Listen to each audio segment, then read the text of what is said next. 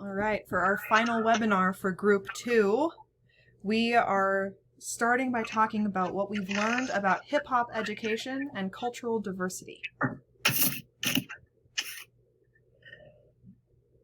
I found this very interesting because that was not something I had ever heard of. This hip-hop feminism and hip-hop theory, and it was really interesting, and it makes sense. And it's just incorporating the kids' culture, which makes perfect sense. That's what I was going to say with the second article in the readings. I thought that was the most interesting thing because I read the first one and then I was like, I don't see really how this is too applicable in my school. But then I read the second one where the researcher was actually with students who are around hip hop all the time. So I just thought that it was so cool that instead of making the kids conform to the school culture, they brought their culture into the school and based kind of everything off of that. Yes. Yeah, I thought the idea that it's like more than just like a cute memorization technique, because I feel like a lot of times what you see is like the viral video of a teacher like recreating the word, which is like great. It's a way to like connect with kids, but it's not truly like having them connect with something on kind of a deeper level. So I like that one of the articles mentioned that it goes deeper than just using a song to remember rules or something. Have y'all ever heard of the flowcabulary? Because that's what they do. They do it in like R&B and rap songs. It goes up to high school too, and it's concepts. So I thought of that the whole time, but of course that's not really getting into the culture part. But I know, like for me, like when I've ever done like poetry or different things, I like the video says.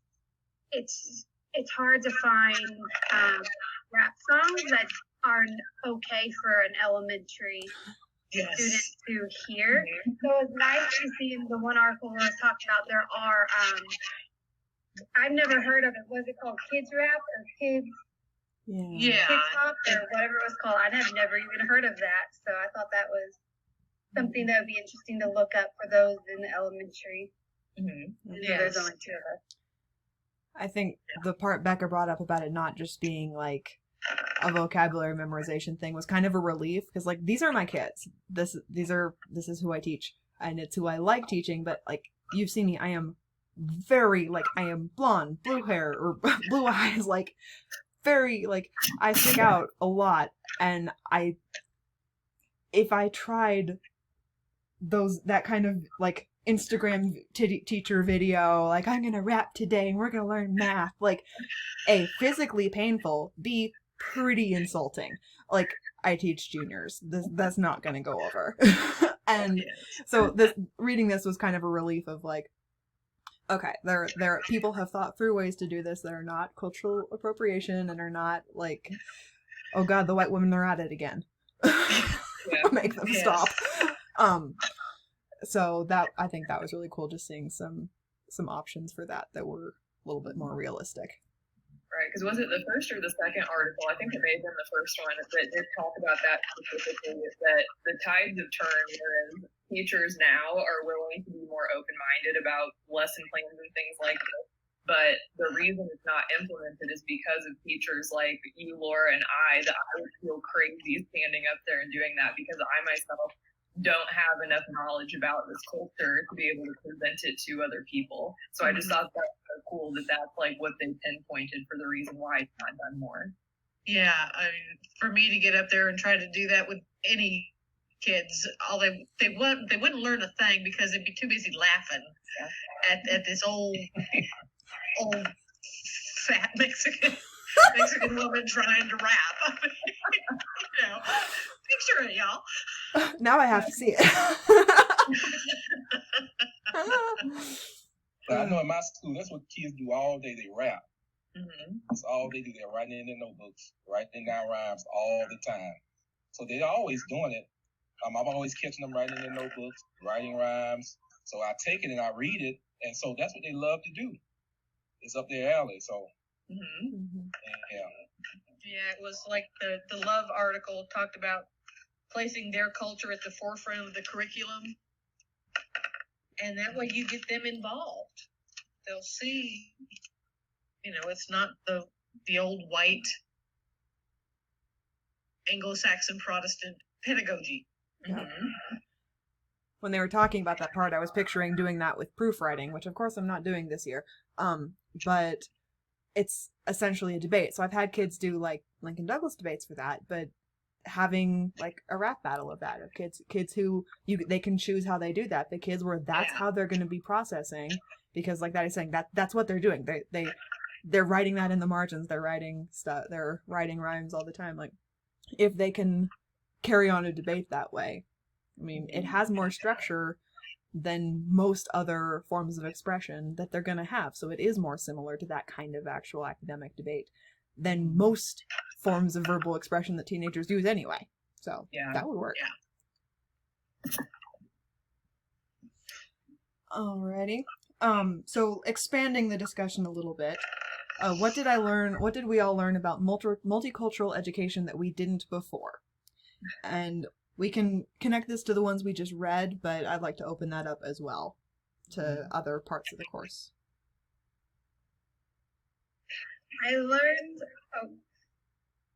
okay. I learned that I guess I was colorblind in the sense of I always said, oh, I'm not a racist, I'm not, but I never really delved deep. I kind of was the one that I just threw it to the side. I'm not going to deal with it. Like, I don't want to bring it up. It's a touchy subject. So I feel like even though I always, even coming into this, at the beginning, I had the, oh, I'm not a racist, and I'm not saying I am now, but I'm just saying like I was colorblind to it. And I really, there were some, when I think about my life, there are things that I never thought that people brought up white privilege, and I was like, oh, I hate when people say that. But then once this made me really open my eyes, I realized, okay, yeah, it really is the thing. Yeah, I was exactly the same way, Ansley. It's like, I would tell myself, I don't care what color my students are, I'm going to treat them all the same.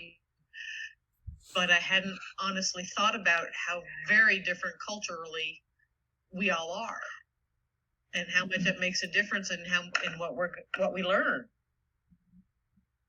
In our introduction, like modern era, we're supposed to talk about like our cultural, like how do we define our culture, and I remember saying in that too that I've never really had to think about culture because it's not something that I have to encounter on a daily basis. But it sounds kind of dumb to say, but like kind of learned that white people have culture too. Like it's not just something that's only for people of color, only for diverse others. For others. It's like, but that, and then the like history of all the racial discrimination like within the school system has been really interesting. Mm-hmm. I had no idea that all of that was. Mm-hmm. Yeah, how embedded it is in our society, because I've never had to think about it. Mm-hmm. And reading about the redlining and about the GI Bill, that blew me away. I never thought about why it would be different for a black veteran than it would be for a white veteran. And that just really freaked me out. If you ever do get to watch that video series they talked about, the Race, the Power of an Illusion, that is really effective. There's a whole series of mind-boggling revelations like that. I don't know. I feel like I learned a lot more about what to do with it, because this is stuff I've looked into and stuff like we talked about growing up, but I didn't know what to do with it in the classroom. So okay, well, I know there's problems and I know that we have these different cultures coming in, but when things come up in class, what do I do with that? And it's so easy to not want to deal with it and just say, oh, that's not appropriate in the classroom, and then move on. So I feel like I have a much better backing, because this is not a lived experience for me. I don't live in a world where I'm not in the privileged section, and just that's not my reality day to day. So I feel like I have enough knowledge to speak more about why that's not okay in the room, and okay, well, something just happened. Let's break that down and think about why that causes power issues in my classroom and why I'm not okay with that here. So I don't know, feel better prepared. Just like when I was reading the articles about the Hispanic families, you know, they are very family oriented. So you're talking about the pedagogy for Hispanic kids. You want to keep the lessons like family oriented because they are big on family. And so, like you were saying, your lessons should be geared toward their culture and their lifestyle. So I know with Hispanics, now I know that they are very family oriented. So if you want to deal with things like, I think we read an article about them, the mother were making some kind of candy, some type of candy for the family. And so you can gear that toward a lesson and have them to deal with that in a mathematical way.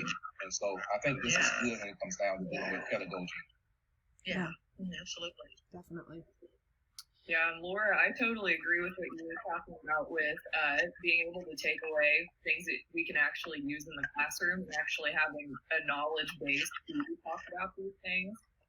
Last year, I had a really uncomfortable time with a lot of my white kids after this whole thing because I teach juniors and it's American Lit, so it's about the American dream and is it possible or not. So I can teach this stuff. And last year, after this whole thing where I taught about redlining and white flight and stuff, I had white kids say, well, equality is fun because all you have to do is go get a student loan. It doesn't matter what your home life is like. It doesn't matter after all of this stuff. And I didn't know how to respond to that because I was like, you're wrong. I didn't know what to say. So now I know what to say going into my next year. So I'm just really excited to use this stuff so that whenever these things come up in class, I actually know how to respond to it and I have some knowledge instead of just nothing really to say back to them. That's awesome. Yeah. So what challenged you as we were going through this class? Was there a module in particular or a topic that challenged your thinking about cultural diversity?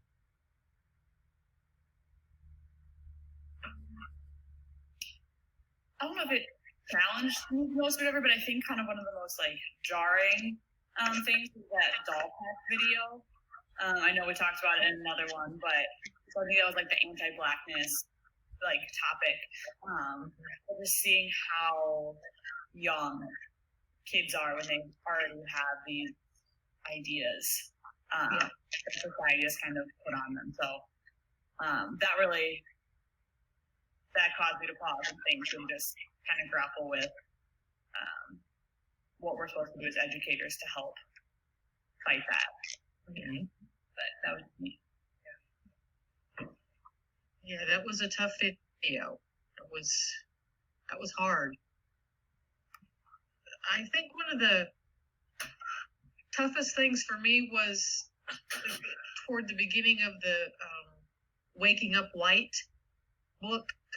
I felt really defensive, thinking, I'm not like that. And it's like, oh, wait, yeah, you've got that white privilege, you know, and those things. Yes, I'm Hispanic, but I look white, and so it's like, whoa, that was hard. Kind of waking myself up and admitting that to myself. I think for me, we read the article about those students who were trying to finish high school and go off to college, and many of them were not able to maintain success in college because they didn't have the parents to help them, or any guidance them to be successful at the college level. A lot of the policies that were given to them, they were trying to meet those policies. They weren't able to because they didn't have the help. I think the word was cultural guides. Many of them did not have that. And so I thought that was kind of, I looked at that, I think about how can we help those students after they leave high school, and that kind of upon my heart. I need to continue having a relationship with these kids even through high school to help them. And so maybe I can continue that and be a culture guide myself to help them. So that was pressed upon me when I read that article. What Thaddius said really resonated for me. That same article where it talked about the cultural guides, but also talked about like help seeking as a learned behavior. And I think that one had really struck me before, because I do work with a lot of college prep and I work with a lot of racially diverse students, and I guess that hadn't occurred to me in that way of how cumulative the effect of learning how to ask for help and learning how to, when to ask and when to push back and when to email an advisor and say, hey, today I need to talk to you. Like, some of that kind of just, like, stuff that doesn't feel demanding to me, because that's how I learned to interact with people in stations above me. Like, that makes sense looking back at interactions with kids who were surprised by a grade at the end of the year. Okay, that's making more sense because I'm recognizing some of that pattern. And so thinking about that for this year, especially because I have kids that are one of the classes I teach is make or break for graduation. And it's kind of the make or break for them. So I started building that in today, the first day of school. Like, here's specific patterns and times for help seeking, and just like building that into how I'm running classroom procedures of teaching that explicitly. And how do you know you need to ask for help? How do you know who to ask for help? And just making that more explicit, because it just hadn't occurred to me how big a need that was for different kids. For me, I'm going to go back to what Whitney, kind of piggybacking off what she said. Sorry, I'm jumbling words. The most challenging for me was towards the beginning, because I guess I was just ignorant. I'm just going to be honest, I'm ignorant. And as I'm reading about all the different types of whiteness and all the different things, it was really hard for me because I wanted to sit there and be like, no, what are you talking about? And it just was really hard for me to really, because like I mentioned earlier, I thought I was, I don't know how to finish that sentence, but not sounding bad. But anyways, I'm just going to stop. It was just really hard to read all about that, because I really was, I feel like I'll just say ignorant to a lot of it. I just had kept it all to the side and just ignored it for so long that then it just was in your face, and it was a little bit too much for me at the beginning. But yeah.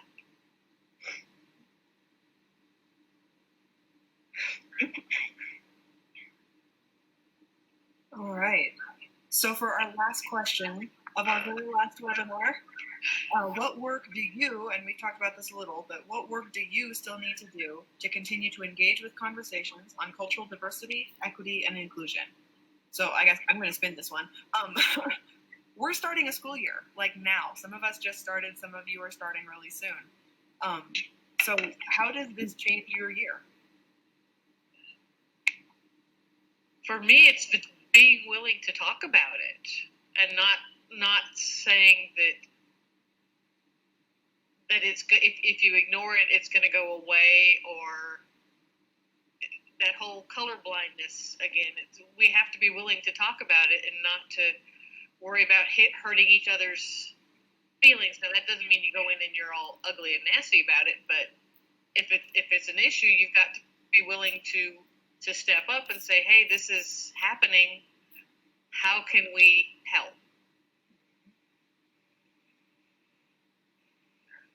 In my American Lit class that I was talking about with juniors, I've planned with the other teacher, because he's always thinking about this stuff, and he's so much more ahead than I am. But what we're doing is throughout the year, as we're learning about the different themes of the American dream and different things that have happened in the past with oppressed people and things like that, once they learn about other people, they have to connect it to themselves as well, so that they're not separated from all the stuff that's happened in history. So kind of with like waking up white things, connecting yourself with these things that you don't really realize where you fit into the picture.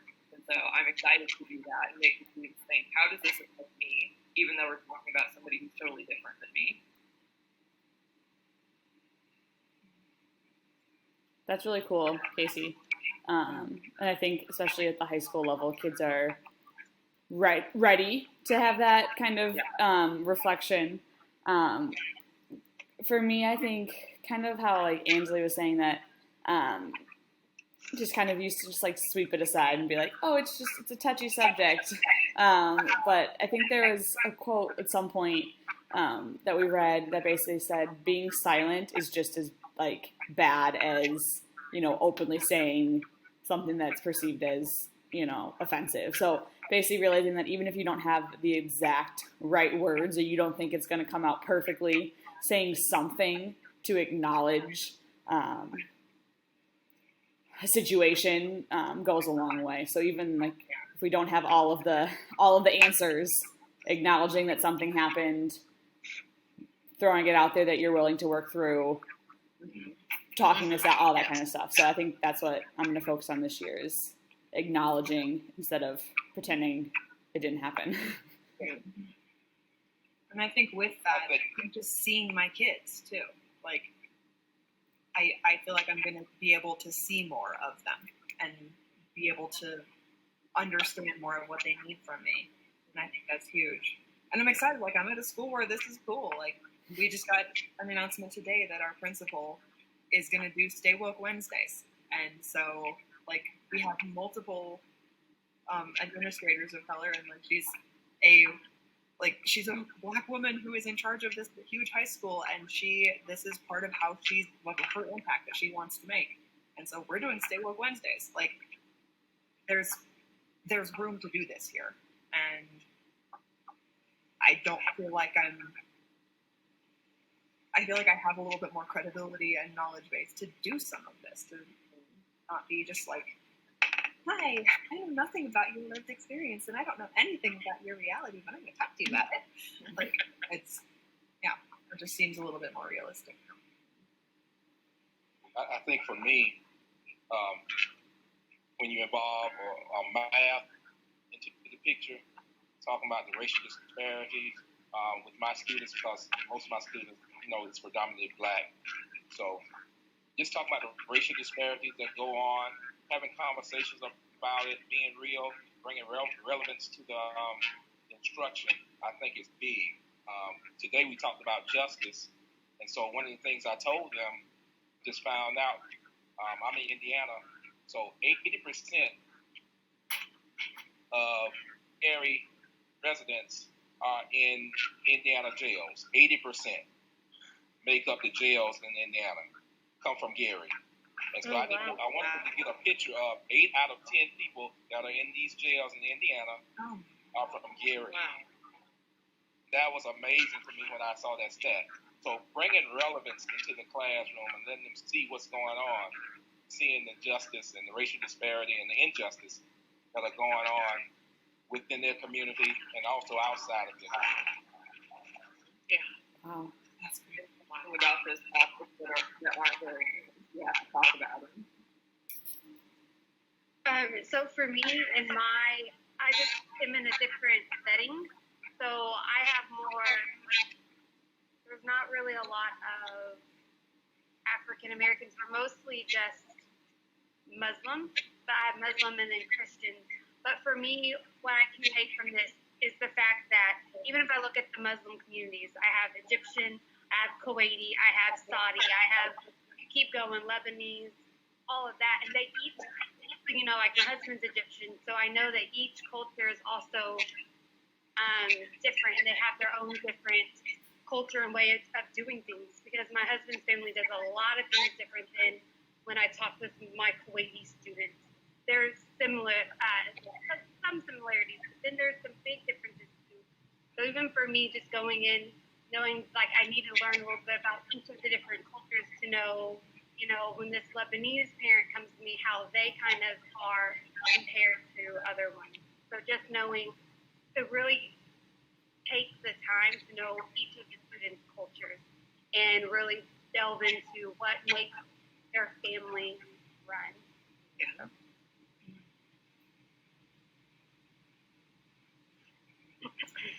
All right.